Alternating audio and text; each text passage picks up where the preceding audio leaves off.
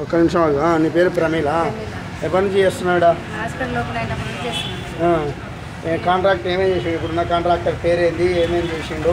Contractor పేరు తెలియదు sir. మాకు శివ అని తెలుసు, ఇక్కడికి వచ్చే రంగారెడ్డి తెలుసు, మాకు ఇక్కడ లింగంచెడి తెలుసు. వాళ్ళు పైన ఎవరు సార్ ఉన్నారో మాకు తెలియదు. అయితే మాకు 5,300 ఇస్తున్నాయి సార్ వచ్చినప్పుడు. 3 రిజిస్టర్లో సంతకాలు పెట్టించుకున్నాం ఖాళీగా. దాని వెనుక మ్యాటర్ ఏముందో మాకు తెలియదు.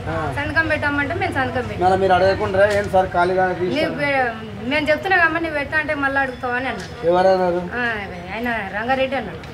మేము చెప్తున్నాం కదమ్మా నీకు ఎందుకు ఒకరొక్కరిని పిలిచి మాకు జీతాలు ఇస్తున్నారు సార్.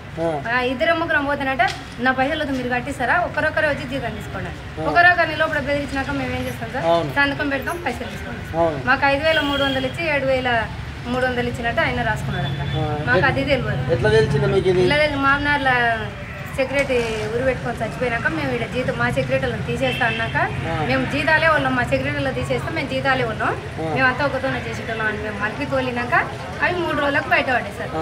వాళ్ళు ఆ సార్ ఆయన చచ్చిపోయినాక బయటపడ్డాయి మొత్తానికి బయటపడ్డాక ఇంకా ఇక్కడ మేము ధర్నా చేయాలి అని అంటే మాకు బ్యాంకులు వేసే వరకు మేము ధర్నా చేసామన్నాం. ఇంకా చేసినాం. టీచంద్ర ఆయన కూడా మాకు సపోర్ట్ ఇచ్చింది.